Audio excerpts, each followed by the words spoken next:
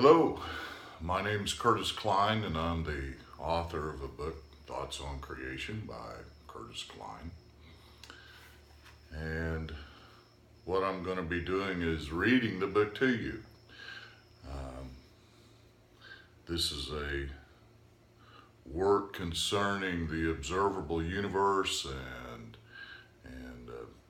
phenomenon and creation, hence the name Thoughts on Creation, and our place in it, and more of a discussion, or these are conclusions that came to me trying to find my own place in the universe and creation. And I just want to share with you, not so much that you'll take my word for it, but so that you might consider these questions we're going to talk about, that I'm going to read to you, contained in this book, and maybe consider the questions that I'm thinking about and form your own conclusions. That's the whole point, that you come to your own conclusions, evolve a little bit as a person, and thereby make the world a better place. That's the whole point of this book. So, thanks.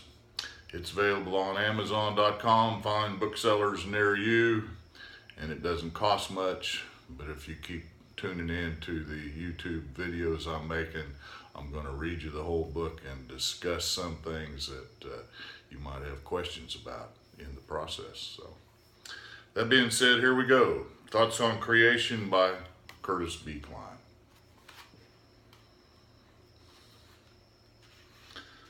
The first chapter is entitled In the Beginning.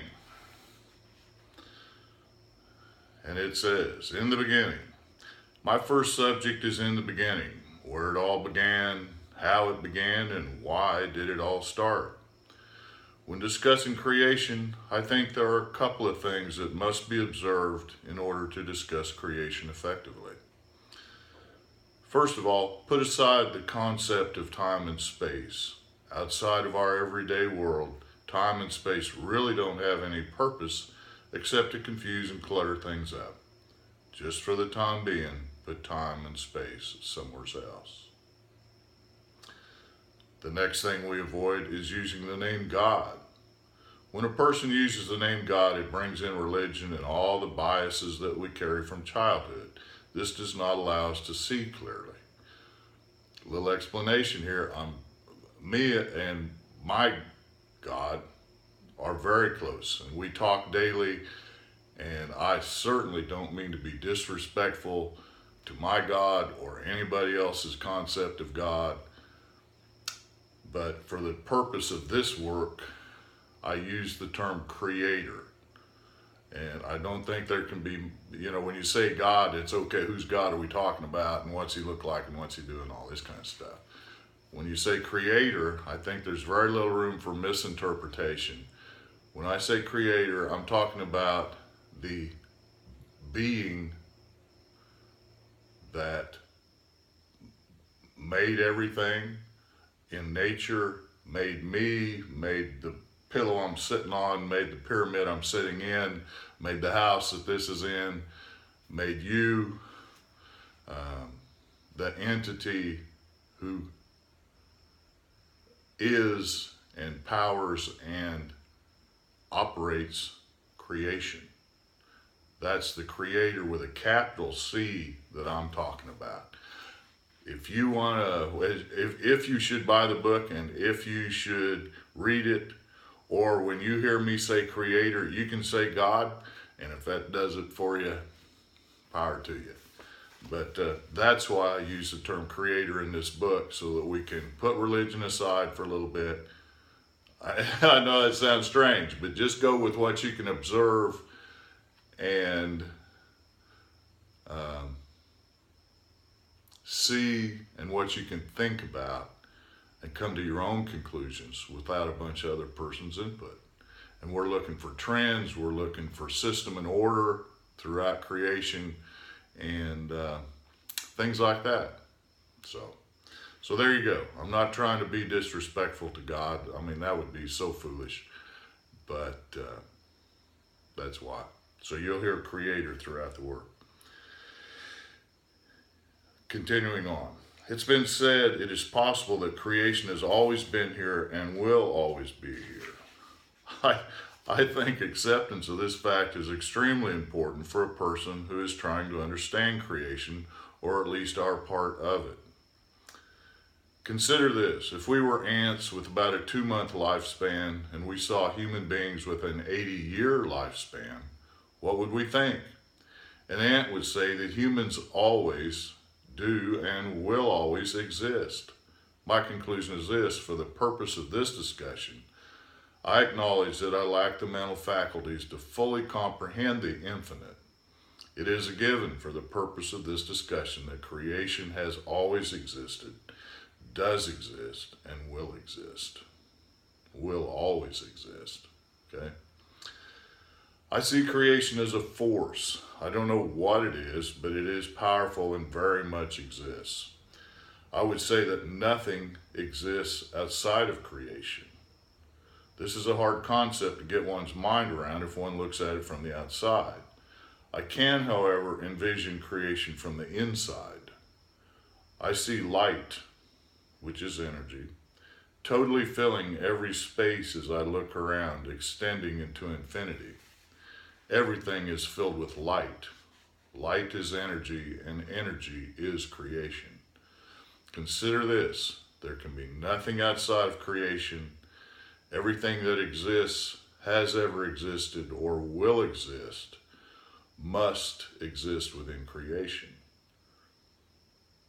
Okay, that sounds kind of far-fetched, but when you think about it, and we'll get into it deeper later in the book, everything is like recycled. So the elements that make up the house that I'm in, okay, they haven't always been in the combination that made this house, okay? However, they have always existed within creation, and at this snapshot in time, as we know it,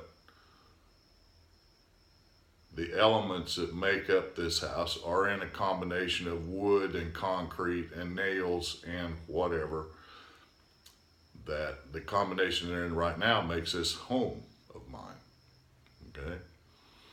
And one day, they will decompose from the combination they're in now, separate, go back to their separate elements, and be recycled in creation to make something else.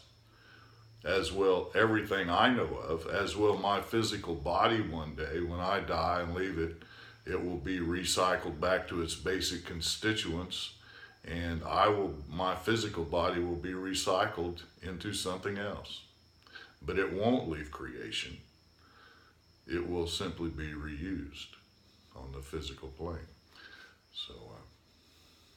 So that's what we're talking about. I suggest that we exist outside the concept of time. We are all timeless. We are all immortal because energy cannot be made or destroyed. It can only be changed. As people, we experience a change of state when we die. Our physical body decomposes and given time will return to its various elements. We can be cremated, hacked up, put through a blender, whatever you want. The smallest you can get is back down to subatomic particles, or if you want to go with a molecule, which is the smallest unit that still retains its identity, that's all good. As I said, when we finish our lifetime, at whatever point that is, however that occurs, our body gets recycled back into the system on this physical plane of existence. At physical death, our unique unit of energy, which I like to refer to as our divine essence, moves on to non-physical planes of existence and creation. Each of us is a divine essence, a specific, unique unit of energy in creation.